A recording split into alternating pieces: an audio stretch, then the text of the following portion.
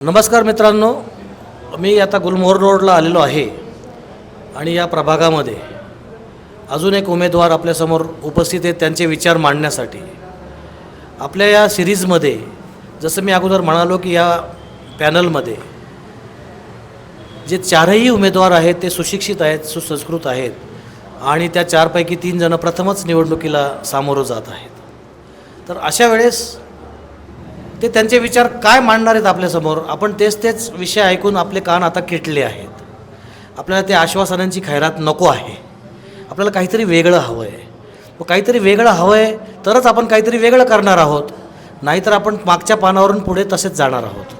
म्हणून वेगळं करायचं आहे तर हा एक वेगळा उमेदवार, त्यांनी ज्या क्षेत्रामध्ये महारत प्राप्त केली आहे, ते स्वतः सिव्हिल इंजिनियर आहेत, लँडस्केपिंगचं पण ते तज्ज्ञ आहेत आणि त्यांचं स्वतःची कन्स्ट्रक्शन कंपनी आहे.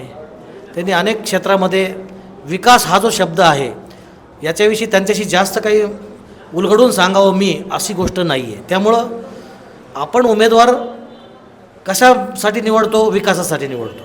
कोणाच्या विकासासाठी? त्याच्या की आपल्या विकासासाठी. मग अशा वेळेस आपल्या प्रभागामध्ये हे जे उमेदवार आहेत, केतन क्षीरसागर, हे उद्धव बाळासाहेब ठाकरे शिवसेनेतर्फे या ठिकाणी उभे आहेत. मला प्रथम हे सांगा, म्हणजे आधी उमेदवाराच्या मनातला प्रश्न आहे, आपल्या नगरमध्ये बिनविरोध हा ट्रेंड अचानक सुरू झाला आणि त्यावेळेस सगळ्यांची एक स्पर्धा सुरू झाली. त्यावेळेस मला असं वाटतं की तुमच्यावर देखील दबाव आला का त्या संदर्भात? नाही, काय दबाव वगैरे काय आले नाही. दबाव आला नाही किंवा तुम्हाला दबाव म्हणण्यापेक्षा विचारणा झाली काही की बा नाही तुम्ही माघार घ्या? हो, विचारणा झाली ना. विचारणा झाली. अच्छा, काही लोकांकडून काही मंडळींकडून विचारणा, म्हणजे हस्ते हस्ते तुमच्यापर्यंत पोहोचायचा प्रयत्न झाला, विनवणीपूर्वक म्हणजे ठीक आहे. ते सध्या लोकशाहीचा तो चांगला मार्ग आहे. तर त्यामध्ये आता मतदाराला सामोरं जाताना मी जे काही म्हणतो की मतदार खूप स्मार्ट झालेला आहे, तर मतदाराला सामोरं जाताना तुम्हाला तेच मुद्दे त्यांच्यासमोर घेऊन जाऊन उपयोग नाही आहे. तर अशा वेळेस तुम्ही तुमच्या मतदाराला त्यांनी तुम्हालाच का मत द्यावं, या सगळ्या मांदियाळीमध्ये, या सगळ्या जत्रेमध्ये त्यांनी तुम्हालाच का निवडावं, या प्रश्नाचं तुम्ही काय उत्तर देता? सर, मी आता आम्ही जेवढं फिरलो, या नाही म्हटलं तरी 1 महिनाभर आम्ही कंटिन्यू फिरतोय. त्यातल्यात हे मागचे 20 दिवस आम्ही कंटिन्यू फिरतोय. म्हणजे day night, home to home असेल, कॅम्पेनिंग असेल किंवा काय आमची जे स्ट्रॅटर्जी असेल त्यानुसार आम्ही फिरतोय. आणि याआधी आम्ही कंटिन्यू लोकांमध्ये, मी स्वतः लोकांमध्ये होतोच. पण या महिन्यातलं, या 15 दिवसाचं जे फिरणं आहे, त्यातून लोकांचे जे आपल्याबद्दलचे मतं आहेत ते तुम्हाला मी सांगतो का, 1-2 मतं. सगळ्या लोकांचं म्हणणं सगळ्यात पहिले असतं की आपले नगरकर लोक खूप प्रेमळ आहे, खूप भाबडे हो, त्यांच्या काही जास्त अपेक्षा नाही आहे. त्यांचं म्हणणं काय आहे की आमच्या घरात रेग्युलर पाणी उच्च दाबाने यावं, आमच्या घराच्या समोर झाडू जे आपण करतो ते झाडू वगैरे करणारे लोक, ते स्वच्छता ठेवावी, कचरा गाडी रोज यावी. माझ्या महिला मंडळींचा किंवा माझ्या बहिणींचा एवढाच हट्टा असतो. आमच्या इथे येणारे रोड आहे ते रोड चांगले असावे, आमच्या इथे लाईट असावी, हे एकदम माफक त्यांच्या इच्छा आहे. आणि ड्रेनेज लाईन कुठं असेल, फुटली असेल तर ती तिथं घाण दुर्गंधीयुक्त काही होऊ नये, त्याच्याने काय अजून आजार होऊ नये म्हणून तेवढे, हे खूप माफक अपेक्षा आहे आपल्या नगरकरांच्या. पण माझं म्हणणं आहे, आणि त्यांच्याकडून त्यांचं म्हणणं हे की नगरसेवक आमच्या संपर्कात राहणारा पाहिजे आणि आमच्याशी इझिली अवेलेबल राहून आमच्याशी एकदम रिस्पेक्टफुली नीट बोलणार असं पाहिजे. त्याच्या नगरसेवकाची हवा डोक्यात नाही गेली पाहिजे.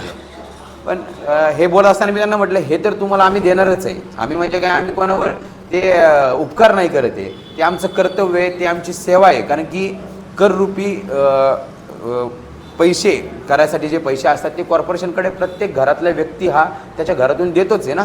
तर ते क्रमप्राप्तच आहे. या सगळ्या या पायाभूत सुविधा या क्रमप्राप्त आहे त्यांच्यासाठी. याच्या व्यतिरिक्त माझ्यासमोर काही आहे ते कॅमेरा, म्हणजे जिथं CCTV कॅमेरा आपल्या इथे म्हणतात, CCTV कॅमेरा खूप लावलेले आहे, नक्कीच लावले, आधीच्या कंपॅरिझनमध्ये नक्कीच लावले आहे. पण मी म्हणतो प्रत्येक चौकात लावं, जो सेन्सिबल एरिया आहे, जो डार्क स्पॉट आहे तिथं कॅमेरे लावावे, तिथे लाईट्स लावावे, म्हणजे इथून सुरक्षतेचं प्रमाण कमी होईल. पोलिसांना गस्त घालायला लावणं म्हणजे सुरक्षित, म्हणजे माझा पहिला मुद्दा सुरक्षा आहे, ते कमी होईल. त्याच्यानंतर जी गुंडगिरी प्रवृत्ती वाढती आहे जे टुकार मुलं असतील किंवा काय रस्त्याने फिरणं असेल का असेल त्याच्यावर आळा घालण्यासाठी म्हणजे सुरक्षेसाठी बोलतोय. या करावं, सुरक्षे रिलेटेड या गोष्टी कराव्या. दुसऱ्या गोष्टी म्हणजे आपल्या इथले सुशोभीकरणाचा विषय घ्यावा.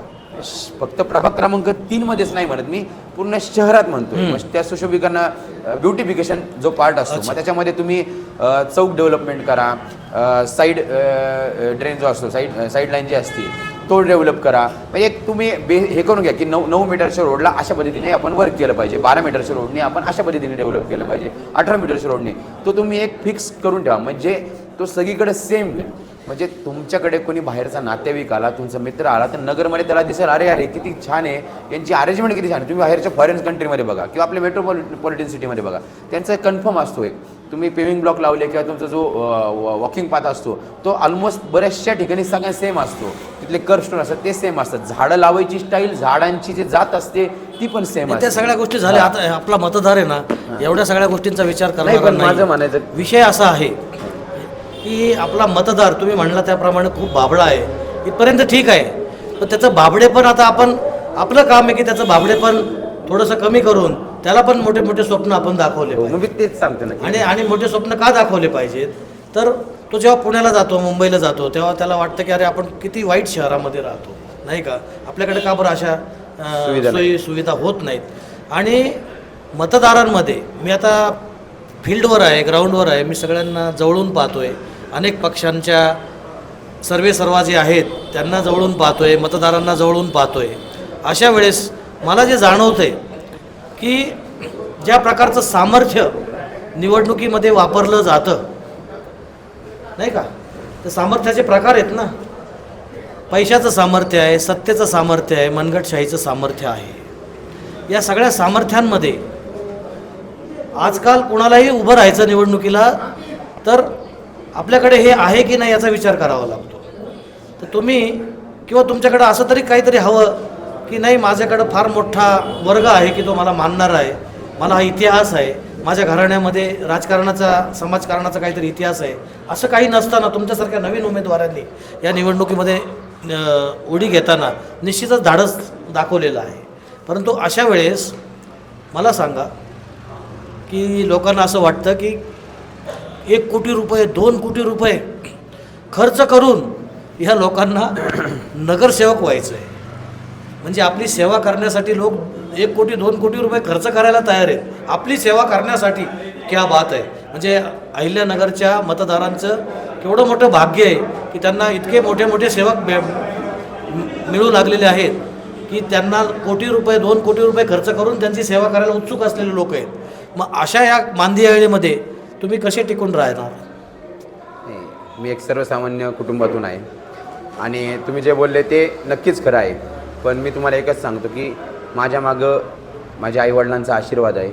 तसेच माझ्या मित्रांचा समूह असेल, माझ्या मैत्रिणींचा समूह असेल किंवा जे आपण म्हणतो वेलविशर असतात आपले, त्यांचा समूह माझ्या मागे 100% आहे. आणि आम्ही प्रभागात चांगली काही कामं केलेलेच आहे ना. लोकांना कळतं ना की हा मुलगा सुसंस्कृत आहे, हा एज्युकेटेड आहे. हा नक्कीच आपल्या शेवटी आपल्या बॉडी लँग्वेजवरून, ॲक्टवरून कळत असतं की हा मुलगा त्या लेवलचा कॅपेबल आहे. तर ही निवडणूक जनसामान्यच हातात घेणार आहे. समोर किती पण धनशक्ती असली तरी ही धनशक्ती विरुद्ध जनशक्तीच आहे आणि याच्यामध्ये आमचा जनशक्ती म्हणून नक्कीच विजय होणार. माझ्या मायमाऊलींचा, सगळ्या माझ्या नगरकरांचा, प्रभाग क्रमांक 3 मधल्या सगळ्या नागरिकांचा मला 100% आशीर्वाद आहे आणि माझा विजय हा नक्की होणार आहे. धन्यवाद केतनजी. आता हा आजचा शेवटचा दिवस आहे. उद्यानंतर सगळ्यांचे जे नशीब आहेत, उमेदवारांबरोबरच मतदारांचे देखील नशीब त्या EVM मशीनमध्ये बंद होणार आहेत आणि त्याच्या दुसऱ्या दिवशी ते उघडणार आहेत. त्यावेळेस सगळ्या मतदारांकडनं आणि मराठा न्यूज चॅनलकडनं तुम्हाला शुभेच्छा आहेत. धन्यवाद.